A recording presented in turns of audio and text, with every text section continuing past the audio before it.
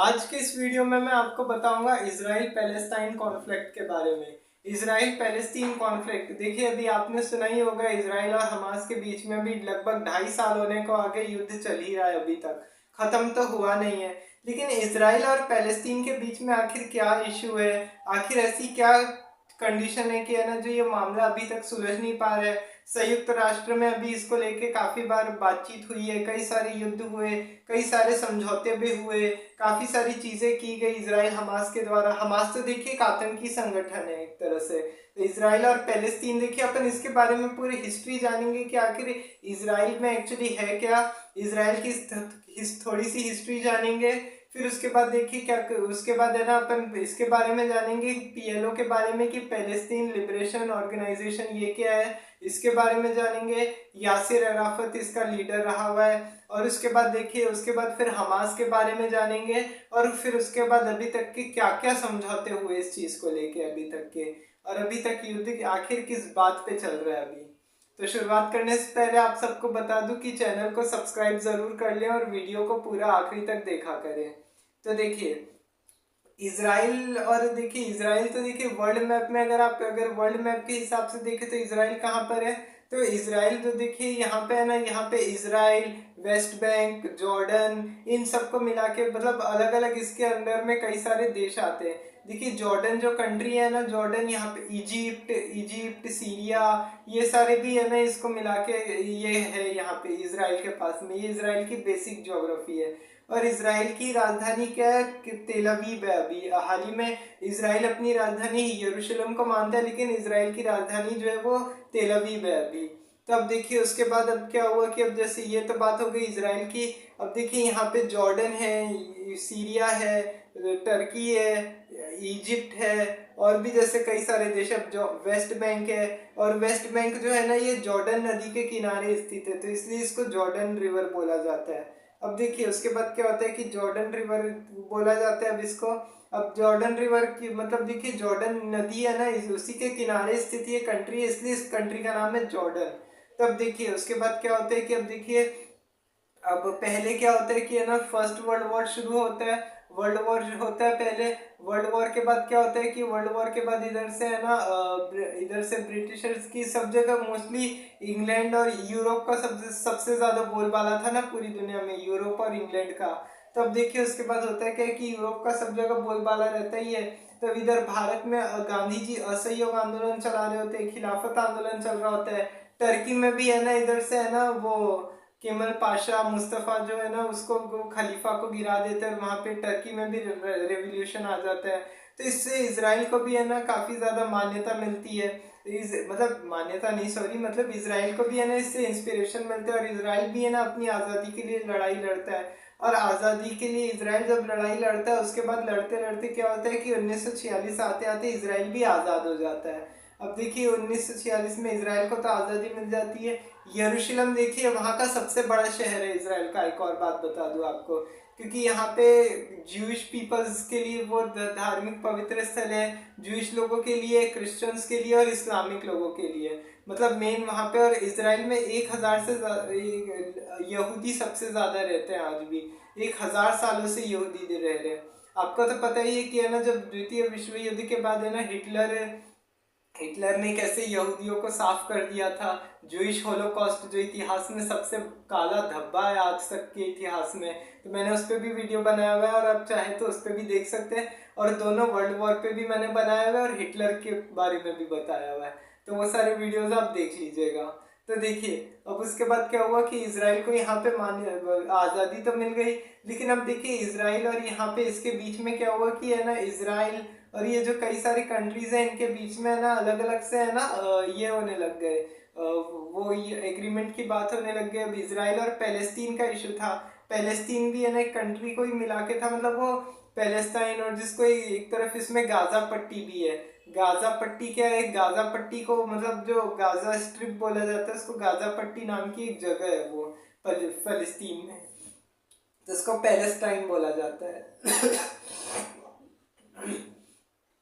तो अब देखिए अब उसके बाद क्या हुआ कि अब 1945 में यूनाइटेड नेशन तो बन ही गया था, संयुक्त राष्ट्र संघ की स्थापना हुई थी। अब जब संयुक्त राष्ट्र संघ की यहाँ पे स्थापना हुई थी ना, तो यहाँ पे क्या हुआ था, जब इधर संयुक्त राष्ट्र संघ की स्थापना हुई तो 1947 में सबसे पहला जो रेजोल्यूशन आया इसी को लेके ही आया था, मतलब इजराइल पैलेस्टीन का इशू आया था यूनाइटेड नेशन में। यूनाइटेड नेशन में ये बात चली थी कि ना इस मुद्दे को कैसे सॉल्व किया जाए, तो यूनाइटेड नेशन में इसने इसमें 2 स्टेट का फॉर्मूला दिया था कि देखिए आप जो है ना 2 स्टेट्स, मतलब अगर जो अपनी वो मांग कर रहे हैं तो इसको लेके वो आप पूरा बताइए इसके बारे में, और जो वो लोग अपना अगर देश चाह रहे हैं तो उनको देश दीजिए, और जो भी है ना एक दूसरे के ऊपर अटैक नहीं करेगा, जो उसका रेजोल्यूशन था रेजोल्यूशन के तहत ही था। लेकिन इसराइल ने लेकिन इसमें क्या किया ना, 48 में इसको लेके कई सारी लड़ाइयाँ लड़ी, इसराइल और इजिप्ट के बीच में लड़ाई हो गई। फिर उसके बाद क्या हुआ, जब इसराइल और इजिप्ट के बीच में जब यहाँ पे लड़ाई हुई तो उसके बाद क्या हुआ, उसमें भी कई सारे लड़ाइयों में काफी दिनों तक ये युद्ध चला।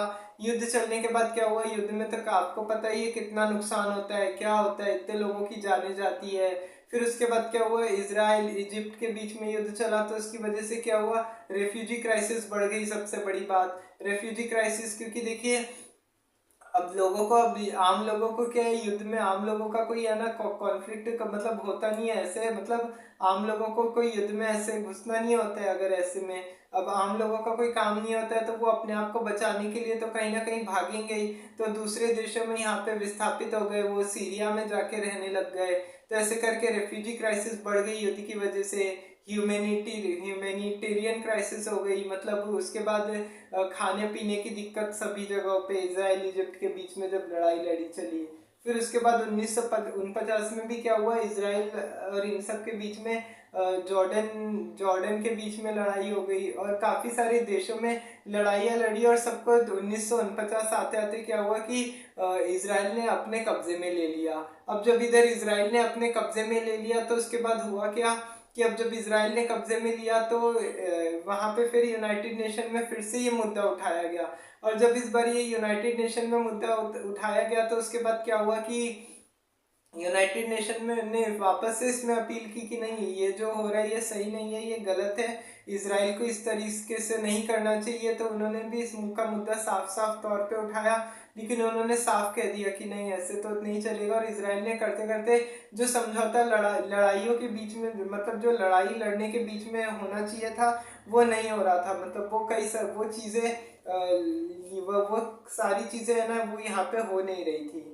तब इसके बाद क्या हुआ कि है ना 1956 में भी क्या हुआ, इजिप्ट के और इसमें वापस से भी दोनों के बीच में वापस से लड़ाई, हालांकि बीच बीच में सीज फायर हो रहा था, एग्रीमेंट साइन हो रहे थे, लेकिन उन सब का देखिए कोई परिणाम नहीं निकल रहा था, क्योंकि इसराइल भी अपनी बात पे आगे मानने को तैयार नहीं था, और है ना पैलेस्टाइन के लोग भी है ना मानने के लिए तैयार नहीं थे। तो ऐसे करके काफी कुछ चल ही रहा था।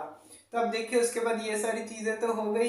अब उसके बाद फिर आगे चल के क्या हुआ कि अब इसराइल और हमास के बीच में ये सारी लड़ाइयाँ लड़ने लग गए।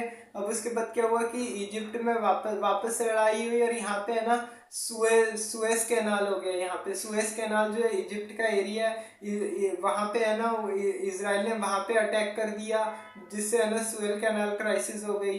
फिर उसके बाद क्या हुआ कि जब इधर से सुएज कैनाल क्राइसिस हुई तो उसके बाद करते करते यहाँ से लड़ाइयाँ लड़ी, तो फिर और उसके बाद सुएज कैनाल जो यहाँ का जो इजिप्ट का जो सी लेवल था ना उसमें भी दिक्कत आ गई, और वो पेनिनसुला एरिया जो था वहाँ का उसको पूरा इसराइल ने कब्जे में ले लिया। तो ऐसे करके इसराइल ने कई सारे देशों को कब्जे में ले लिया। लेकिन अब इसराइल ने जैसे कब्जे में तो ले लिया, लेकिन उसके बाद भी कई सारे ऑर्गेनाइजेशन खड़े हो गए।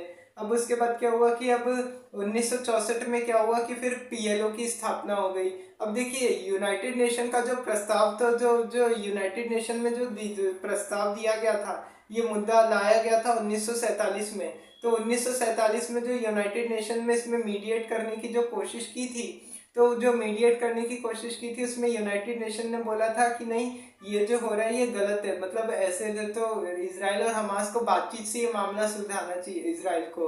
अब देखिए ये तो बात हो गई, लेकिन अब देखिए पैलेस्तीन इशू के बारे में अब जानिए कि है ना एक्चुअली पैलेस्तीन है क्या। देखिए फलस्तीन का देखिए एक अलग से कंट्री है, मतलब वो एक अपने अलग देश की मांग करते हैं। जैसे पंजाब में कैसे कुछ लोग कैसे 1980 के दशक में खालिस्तान की मांग कर रहे थे, तो वहां पे भी कुछ ऐसे लोग थे जो है ना ये ये है ना अलग देश की मांग कर रहे थे फलस्तीन के नाम से। तो यहाँ पे है ना 1964 में क्या हुआ कि उन्होंने एक ऑर्गेनाइजेशन बना ली जिसका नाम था PLO, पैलेस्टाइन लिबरेशन ऑर्गेनाइजेशन। ये ऑर्गेनाइजेशन थी। अब ये मेनली क्या हुआ कि है ना, अब ये जो ऑर्गेनाइजेशन थी, अब ये इसके जो मेन लीडर थे वो थे यासिर अराफत। यासिर अराफत यहाँ के लीडर थे। और उसके बाद यहाँ पे जो इसराइल के प्रधानमंत्री थे वो थे ग्राम स्टार ऐसे कुछ नाम था, ऐसी कुछ नाम था। नाम थोड़ा गड़बड़ है यहाँ पे तो माफ कीजिएगा, वो नाम लेने में थोड़ी दिक्कत जाती है ऐसे, इधर उधर के जो बाहर वाले नाम होते हैं। तो ये जो ग्राम स्टार जो यहाँ के थे, ये यहाँ के प्राइम मिनिस्टर रहे। तो फिर उन लोग के बीच में, दोनों के बीच में ये बातचीत तो चली थी। अब उसके बाद क्या हुआ कि लेकिन ये जो PLO जो था ना, PLO में कैसे था कि बहुत सारे, ये है ना, बहुत सारे लोग इसको आतंकी संगठन भी मानते थे और बहुत सारे लोग है ना ये भी मानते थे कि ये ऑर्गेनाइजेशन जो है ये वैसी है कि है ना, ये जो ऑर्गेनाइजेशन है ये आर्म्ड कॉन्फ्लिक्ट के लिए भी और ये ऐसे भी है ना पॉलिटिकल के लिए भी है ना हो सकता है इसका। तब देखिए उसके बाद ये सारी चीजें हुई। लेकिन 1960 से लेके 1977, 1960 से लेके 70 के दशक तक में ये PLO ने कई सारी हाईजैकिंग की घटनाएं लागू हुई, यहाँ पे हुई है इसराइल में। कई सारे प्लेनों को हाईजैक किया गया था, जिसमें यूनाइटेड जिसमें 1972 में भी 1972 में भी एक और प्लेन हाईजैक किया गया था, जिसको है ना यहाँ से युगांडा ले जाया गया था और बदले में है ना पैलेस्टाइन के कुछ आतंकियों को छोड़ने की डिमांड करी गई थी। तो वहां पे है ना ऑपरेशन थंडरबोल्ट चलाया था इसराइल ने। और इसराइल ने जब वहां पे ऑपरेशन थंडरबोल्ट चलाया था, तो इस रेस्क्यू ऑपरेशन में जो इसराइल में आज के जो अभी करंट प्राइम मिनिस्टर है बेंजामिन नेतन्याहू, उनके बड़े भाई योनाथन नेतन्याहू की जान चली गई थी। तो ये आपको मैं एक अलग से बता रहा हूँ ऐसे कि है ना आखिर हुआ क्या था। तो अब उसके बाद क्या हुआ कि ये सारी बात तो हो गई यहाँ पे इसराइल हमास की। तब उसके बाद क्या हुआ कि 1964 में फिर इसराइल यहाँ पे पैलेस्तीन का चल ही रहा था। अब उसके बाद क्या हुआ कि यहाँ पे 1987 में क्या हुआ कि यहाँ पे एक इंतरफिदा हो गया। इंतरफिदा का मतलब क्या होता है? अपराइजिंग। इंतरफिदा है ना एक अरबी भाषा का एक शब्द है, अरबी लैंग्वेज का वर्ड है।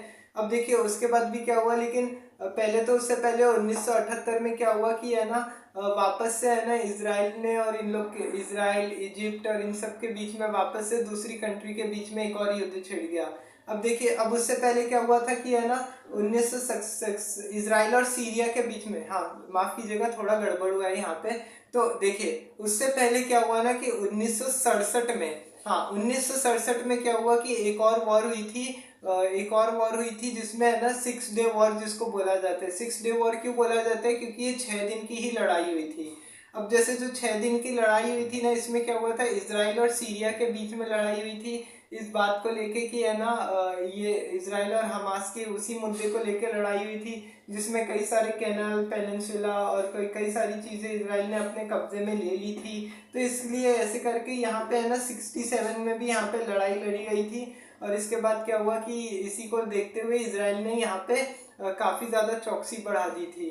अब देखिए उसके बाद क्या हुआ कि अब ये लड़ाई लड़ी गई। अब लड़ने के बाद क्या हुआ कि अब 1978 में वापस से यहाँ पे कई सारी लड़ाइयाँ तो चलती रही ऐसे करते करते। समझ लीजिए 1978 तक का तो साल ऐसे था कि है ना सभी जगह पे लड़ाइयाँ तो चलती रही। अब उसके बाद क्या हुआ कि जब यहाँ पे लड़ाइयाँ चलती रही तो जो उसके बाद क्या हुआ कि जब यहाँ पे जो लड़ाइयाँ चल रही थी ना, तो इन लड़ाइयों के तहत क्या हुआ कि साल 1978 में क्या हुआ कि है ना इजिप्ट और इसराइल के बीच में एक समझौता हो गया। इसराइल, एक और युद्ध हुआ था, लेकिन युद्ध के बाद क्या हुआ देखिए 1978 में क्या हुआ था कि एक और युद्ध चला था, 1 महीने के लिए युद्ध चला था। ये क्या हुआ था, यहूदियों के लिए यहाँ पे एक फेस्टिवल होता है कोई, उसको मतलब उसी से रिलेटेड नाम था वो वॉर का। तब वो 1 महीना तक यहाँ पे युद्ध चला। अब युद्ध चला तो उसके बाद क्या हुआ, हालांकि कुछ दिनों का ही वॉर था, शॉर्ट वॉर थी एक तरह से, लेकिन शॉर्ट वॉर तो थी, लेकिन देखिए वॉर में तो नुकसान होता ही है ना, ऐसा तो है नहीं कि वॉर में कोई नुकसान नहीं होता। तब देखिए उसके बाद क्या हुआ कि जब वॉर में यहाँ पे नुकसान हुआ तो इसके बाद क्या हुआ कि इसराइल और इजिप्ट के बीच में इस चीज़ को लेके समझौता हुआ। इसराइल को समझौता हुआ और इस के बाद क्या हुआ कि 19 इसके बाद क्या हुआ कि जब यहाँ पे समझौता कराया गया तो समझौते के तहत क्या हुआ कि इजिप्ट ने इसराइल को है ना ऑफिशियली रिकग्निशन दे दिया, मतलब मान्यता दे दी एक तरह से। देखिए लेकिन जब इजिप्ट ने मान्यता दी ना इसराइल को तो उस चीज़ पे भी है ना काफ़ी ज़्यादा बवाल मचा, काफ़ी सवाल उठाए गए कि है ना आपने इसराइल को यहाँ पे यहाँ पे इसको यहाँ पे क्यों मान्यता दे दी, अभी इन लोग को कोई मान्यता देने का काम तो था नहीं ऐसे। तो अभी आपको ऐसा करना चाहिए था कि इसराइल और हमास को अभी अभी इसको मान्यता नहीं देनी चाहिए थे। जो उस समय इसराइल के जो इजिप्ट के उस समय राष्ट्रपति थे ना अनवर सदा, वो उनकी की किसी ने हत्या कर दी थी, उनका असैसिनेशन हो गया था क्योंकि उनको लगता था कि है ना उन्होंने इसराइल को मान्यता देके अच्छा नहीं किया है। तब उसके बाद ये सारी चीज़ें हो गई, फिर 1980 का दशक आ गया। अब उसके बाद क्या हुआ कि जब ये पीएलओ का चल रहा था तो उसके बाद क्या हुआ कि पीएलओ के बाद क्या हुआ कि यहाँ पे हमास की स्थापना हो गई। हमास की जो यहाँ पे स्थापना हो गई थी, अब हम हमास की जब स्थापना हुई, हमास तो देखिए आज भी है ना एक बहुत बड़ा आतंकी संगठन है। जैसे पाकिस्तान में कैसे वहाँ का जैश ए मोहम्मद, लश्कर ए तैयबा, फिर अमेरिका जैसे अलकायदा हुआ करता था पहले, ओसामा बिन लादेन ने जिसको फाउंड किया था, ये सब कैसे बड़े बड़े टेररिस्ट ऑर्गेनाइजेशन है, तो वैसे ही हमास भी है ना क्या बोलते हैं ऑर्गेनाइजेशन ही है एक तरह से, पीएलओ का मतलब पीएलओ के बाद का। और देखिए आज भी जो करंट में अभी जो 2.5 साल से जो लड़ाई चल रही है, क्योंकि हमास ने इसराइल के इलाकों पे हमला कर दिया था। क्योंकि देखिए हमास का तो ऐसा है ना, क्योंकि हमास तो ऐसा मानता भी नहीं है कि है ना इसराइल कोई अलग देश है, यहूदियों के लिए कोई देश होगा। वो है ना अपने आप को बोलते हैं कि नहीं हमास ही एक सबसे अच्छी जगह है, हमास के ही लोग सबसे ज़्यादा अच्छे हैं और हमास में ही सबसे ज़्यादा ये सारी चीज़ें देखनी चाहिए। तब ऐसे करके है ना वो हमास और इन सब का चलता रहता है, तो हमास इस बात के लिए राज़ी नहीं होता है। तो अब देखिए उसके बाद क्या हुआ कि अब ये बात तो हो गई यहाँ पे कि हमास ने मना कर दिया इस चीज़ के लिए कि वो इसराइल को एक तरह से वो नहीं मानता है कि है ना आज़ाद इसराइल आज़ाद रहेगा। तब देखिए यहाँ पे अब क्या हुआ कि इसराइल हमास की स्थापना हो गई। तो हमास में जो कई सारे आतंकी संगठन थे, तो हमास के जो आतंकी संगठन थे वो क्या करते थे ना, वहाँ के जो आतंकवादी संगठन थे वो इधर से आके है ना वो कर लेते थे, बड़े बड़े हमले कर देते थे इसराइल पे, काफ़ी ज़्यादा एयर स्ट्राइक होती रहती थी। तब इसके बाद क्या हुआ कि अब देखिए उसके बाद क्या हुआ कि यहाँ पे हल्ला हो गया कि है ना इसराइल हमास का तो ऐसे ही चलता रहेगा। तब इसके बाद होते होते बात आती है 1987 में। हमास ने तो जो हमास की स्थापना हुई थी तो उसके बाद ये सारी चीज़ें चली रही थी कि है ना 1987 आता है, 1987 में एक इंतरफिदा होता है। इंतरफिदा का मतलब क्या होता है, देखिए अपन अभी इसराइल हमास की बात कर रहे हैं अभी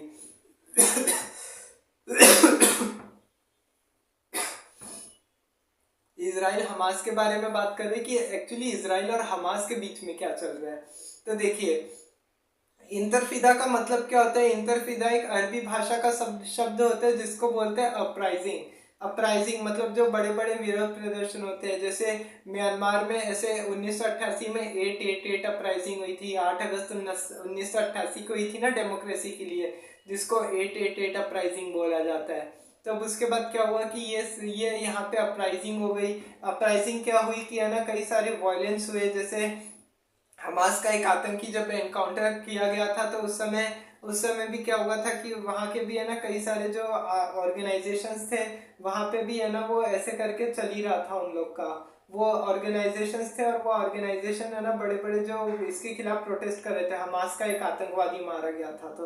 तो देखिए सेम मतलब जैसे अभी आपने देखा होगा कि है ना 2016 में कैसे जब बुरहान वानी का एनकाउंटर हुआ था तो कश्मीर में बड़े पैमाने पे प्रोटेस्ट हुए।